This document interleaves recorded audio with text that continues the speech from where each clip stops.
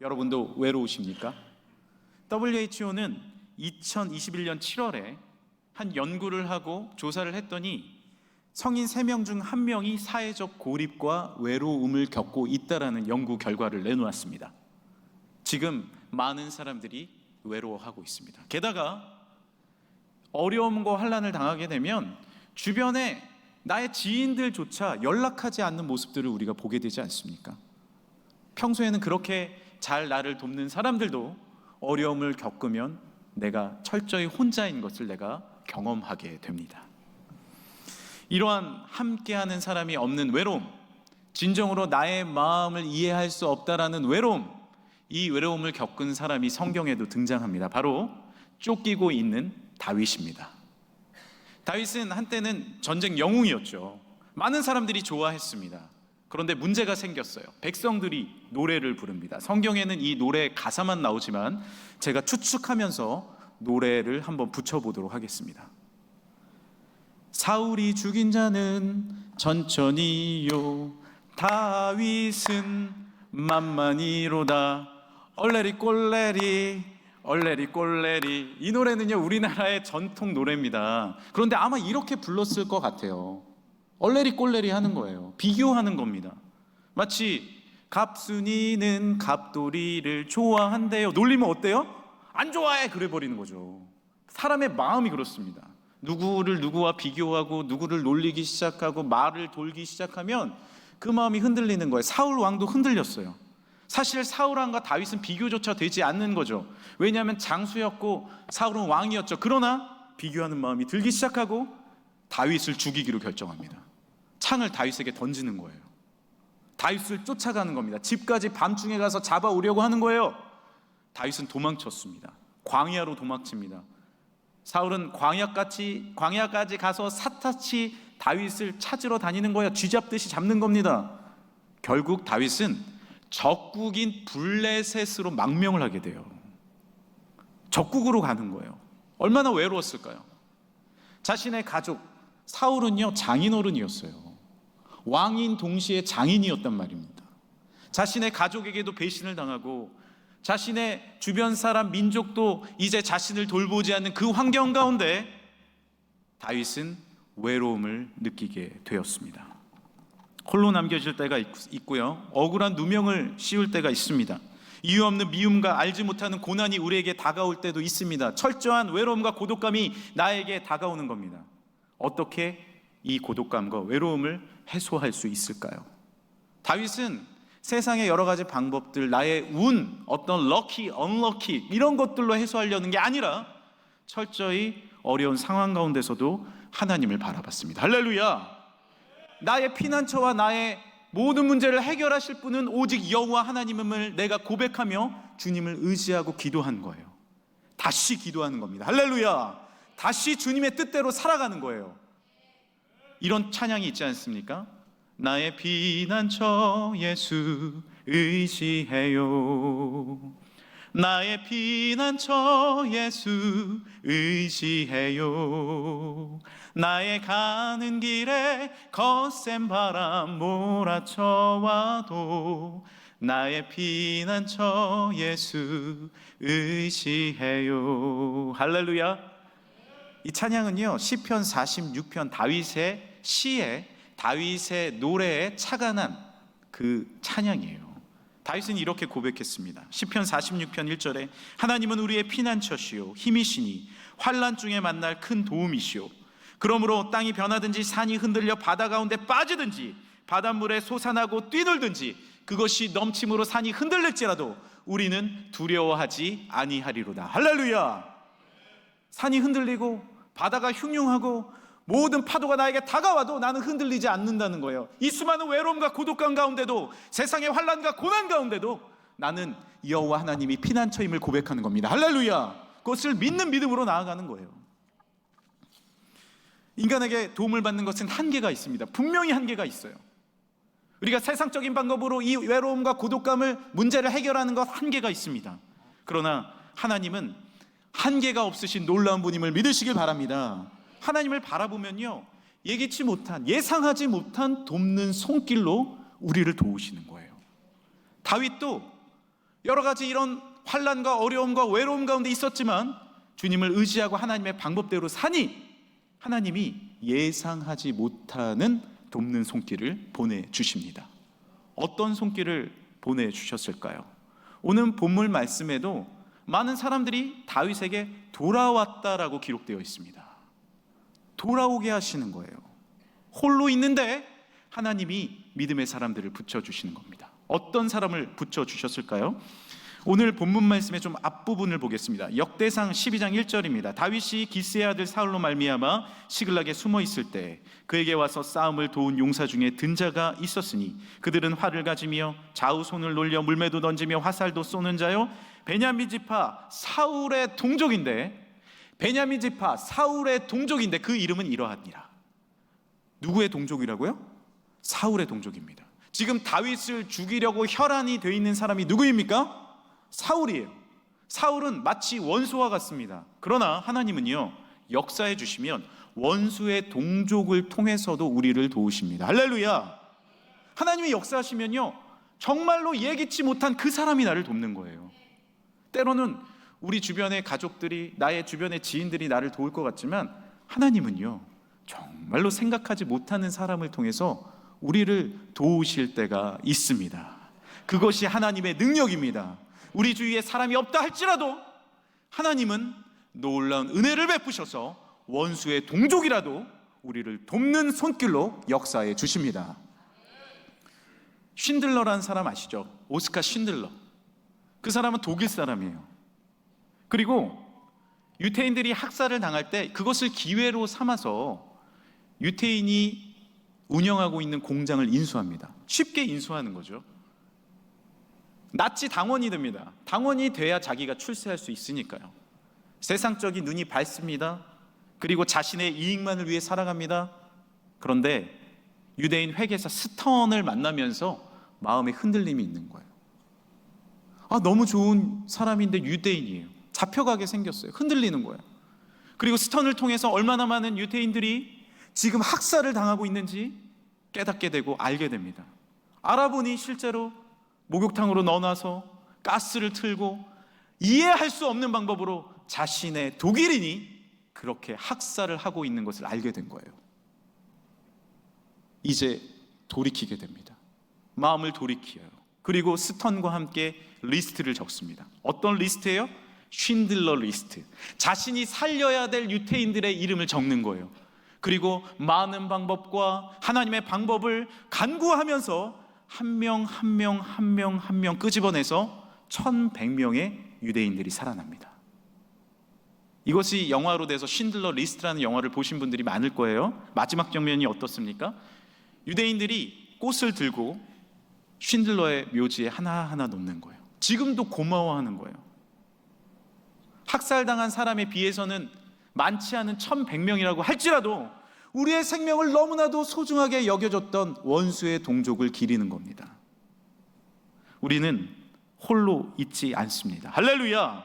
하나님이 도우시고요, 하나님은 내가 생각하지 못한 원수의 동족이라도 일으키십니다. 또한 다윗에게는 어떠한 사람들이 돌아왔습니까? 12장 8절 말씀 함께 읽어볼까요? 시작.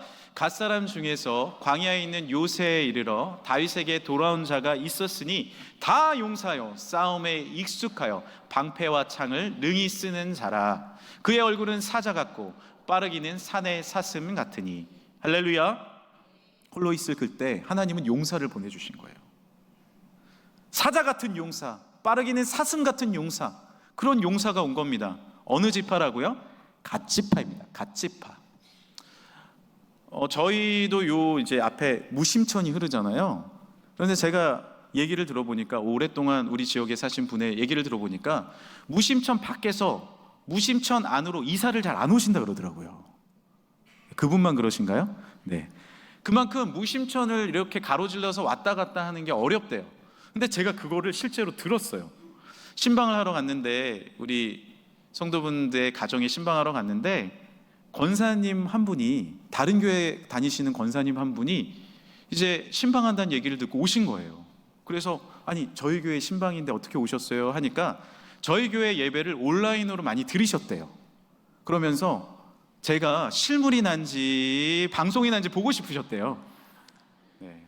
그래서 잘 오셨다고 이제 예배를 드리는데 실물이 낫다고 말씀을 해주셨습니다. 근데 권사님께서 말씀하시기를 제가요 예배 드리려고 무심천 건너서 왔어요 이러시는 거예요. 그래서 야 진짜 무심천이 기가 막힌 천이구나. 근데요 이스라엘도 요단강이 흘렀거든요. 큰 강입니다. 무심천 정도가 아니라 큰 강이에요. 그 강을 건넌다는 건요 그때는 교통수단도 발달되어 있지 않았습니다. 배도 많지 않았어요. 어려운 일입니다. 그래서 이스라엘 세 지파는 요단강 서편에 그리고 요단강 동편에, 나머지 지파는 요단강 서편에 머물러 있었어요. 그 지파들 사이에 언약을 맺어요. 우리 싸우지 말자고. 너무 먼 지역이니까 우리 나중에 서로 모른 척하고 싸우지 말자고 언약을 맺을 정도로 먼 지역이었습니다. 그런데 오늘 갓 지파는요 요단강을 건너왔어요. 게다가 같은 나라가 아니라 적국인 블레셋 지역까지 찾아온 겁니다. 먼 지역에 정말로 우리가 다다를 수 없는 지역이라고 할지라도 하나님이 역사하시면 그곳에서도 우리를 돕는 줄 믿으시길 바랍니다. 그것이 하나님의 역사예요. 하나님의 운행하심입니다. 우리는 시공간의 한계를 갖고 있는 사람입니다. 멀리 있으면 도울 수가 없어요. 그러나 하나님의 역사는 어떤지 아십니까? 우리가 이곳에서 기도할지라도 지구 반대편에 있는 우리의 지인, 친척이라도 하나님이 응답하십니다. 그것이 역사입니다. 할렐루야. 이런 찬양이 있잖아요.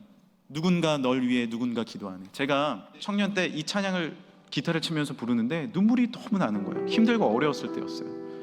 그런데 이 찬양의 2절 가사가 참 은혜가 됐습니다. 2절 가사는 이와 같아요. 당신이 외로이 홀로 남았을 때 당신은 누구에게 위로를 얻나. 주님은 아시네 당신의 마음을 그대 홀로 잊지 못함을. 우리 아시는 분 같이 한번 찬양할까요? 조용히 널 위하여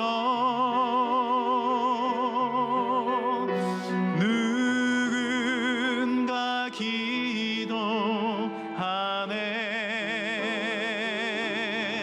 내가 홀로 외로워서 마음이 무너질 때 누군가 널 위해 기도하네. 할렐루야. 누군가가 나를 위해서 기도해주고 있습니다. 아무도 없다고 생각할 때 성령님이 말할 수 없는 탄식으로 여러분을 위해 기도해주고 있습니다. 아무도 없이 홀로 있다라고 엘리야가 기도할 때 하나님이 7,000명이 너를 위해서 함께한다라고 말씀해 주십니다. 때로는 내가 홀로 있을 때 멀리 있는 그 사람들이 나에게 와서 함께 위로해 주는 놀라운 역사가 주어지는 줄 믿습니다. 우리 역사에 가슴 아픈 역사가 있습니다. 단종이죠. 단종의 이야기는 참 슬픕니다. 아버지 문종이 몸이 약해서 2년밖에 왕을 하지 못했어요. 아들 단종을 14살 이른 나이에 세우죠. 그런데 그의 삼촌 수양대군이 권력에 욕심을 냅니다. 그리고 마침내 단종을 폐위시키고 저 멀리 영월로 유배 보냅니다. 자신이 세조왕이 된 거죠. 그 유배지를 가보신 적이 있습니까? 저는 영월을 가봤습니다. 참으로 우리나라에 이런 곳이 있을까 싶을 정도로 오지이고 빠른 물살 가운데 섬도 아닌 섬인 작은 땅이 하나 있습니다. 저기를 넘어가야 단종이 사는 유배지를 갈 수 있는 거예요. 어떤 배를 타야 되는데요, 여러분 배가요 그 물살을 뚫고 섬에 들어가기 어려워요. 그래서 끈을 달아가지고 끈을 잡아 당겨야 거기 갈 수 있어요. 신기하지 않습니까? 그 물살이 굽이돕니다. 굽이칩니다. 거기서 외로이 단종이 홀로 있는 거예요. 얼마나 외로웠을까요? 고독했을까요? 그런데 그는 홀로였지만 혼자가 아니었어요. 그의 정통성을 바라보며 영월 쪽을 바라보며 늘 눈물 흘리는 백성들이 있었고 많은 신하들이 있었습니다. 단종은 그 중심으로 위로를 받았고 백성도 단종이 멀리 있지만 살아있다는 것에 위로를 받았습니다. 여러분, 우리가 혼자라고 생각하는 것, 환경이 절대 결정하는 것이 아닙니다. 우리가 하나님을 바라보고 의지하면 우리 구주 예수 그리스도의 십자가의 능력과 그 부활의 은혜가 우리 가운데 임하는 줄 믿으시길 바랍니다. 주님이 우리와 함께 하시는 줄 믿습니다. 또한 누군가 날 위해 기도해 주는 그분이 나와 동행해 주는 겁니다. 하나님은 예기치 못한 도움으로 우리에게 역사해 주십니다. 또 한 지파의 사람들이 돌아왔어요. 어떤 사람이었냐면요, 역대상 12장 19절에 보면 다윗이 전에 블레셋 사람들과 함께 가서 사울을 치료할 때 므낫세 지파의 두어 사람이 돌아왔다라고 되어 있습니다. 이 스토리는 제가 조금 설명을 드려야 될 것 같아요.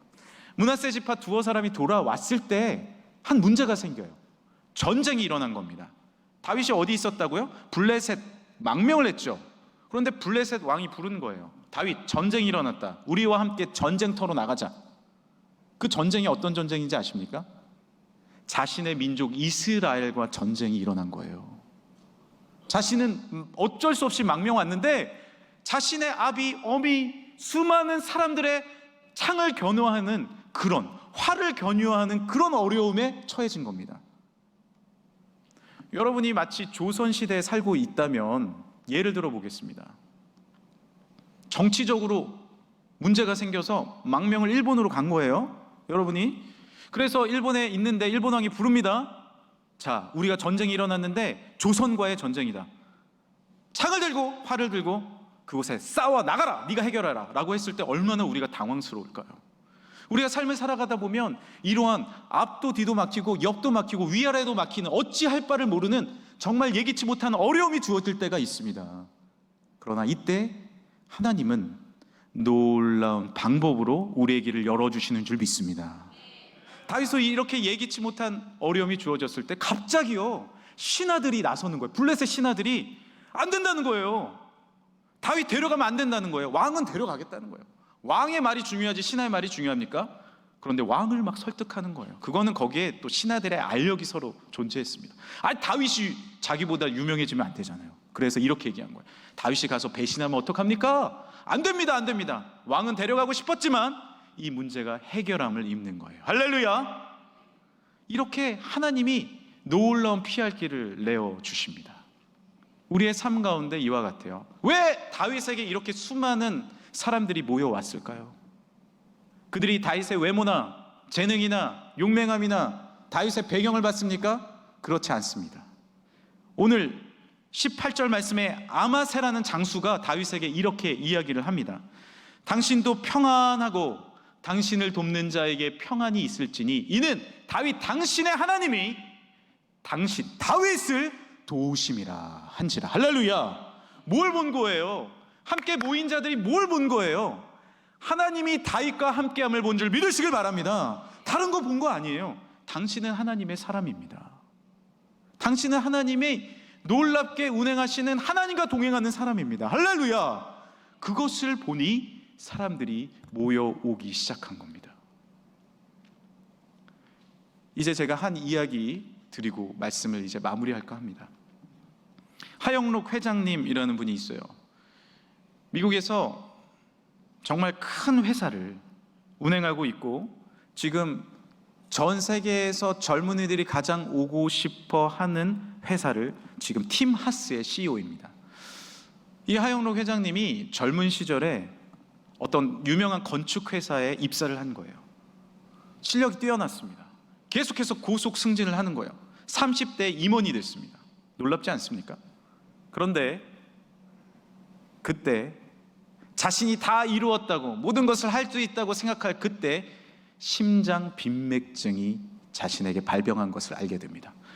심장이 갑자기 뛰기 시작하면요, 정신없이 뛰는 거예요. 그러다가 호흡곤란이 와서 죽을 수 있는 어려운 질병입니다. 방법은 심장 이식밖에 없습니다. 지금에서 한 3, 40년 전이니까 심장 이식이 쉽습니까? 제공해주는 사람도 만나기 어렵고요. 병원에 입원을 했습니다. 점점 죽어가는 거예요. 아무것도 아닌 거예요. 그때 문 두드리는 소리가 들려요. 몇 개월을 지난 다음에 자신의 주치의가 문을 열고 들어옵니다. 하영록 씨, 기적이 일어났어요. 당신에게 꼭 맞는 심장이 제공되었습니다. 이제 이번 주에 수술하면 당신은 살아요! 라고 이야기를 했어요. 그런데 하영록 회장님은 기쁘지 않은 거예요. 왠지 아십니까? 말씀을 읽는데, 자기가 회개하면서 말씀을 읽는데 놀라운 깨달음이 있는 거예요. 하나님 정말 사랑해야 되는구나, 내가 다시 하나님 바라봐야 되는구나. 그러면서 또 주어진 마음이 뭐였냐면, 내가 이웃을 내 몸과 같이 사랑해야 되는구나. 지금까지 살아온 걸 보니까 내가 내 이기심만을 위해서 산 거예요. 남의 머리를 밟고 올라온 거예요. 철저히 회개했습니다. 그러면서 하나님 앞에 고백했어요. 이렇게 하나님 앞에 서원하며 기도한 겁니다. 하나님, 이제 내가 이웃을 위해 살겠습니다 라고 고백을 한 거예요. 그런데 옆방에 누군가 죽어가고 있는 것을 알게 된 거예요. 어떤 한 아주머니가 똑같은 자신과 같은 심장 질병으로 죽어가는 겁니다. 나는 한두 달 살 수 있는데 이분은 한두 주밖에 못 산다는 걸 알게 된 거예요. 이 소식을 들었을 때 어떤 마음이 생겼냐면, 하나님, 이 심장은 내 것이 아니군요. 내가 이 심장을 이식받아야 되는데 내 것이 아니군요 라는 생각이 바로 든 거예요. 왜냐하면 지금까지 내가 잘못한 게 너무 많으니까. 이제 하나님의 뜻대로 살기로 결단했는데 이것이 나에게 처음으로 주어진 하나님의 테스트임을 알게 되었습니다.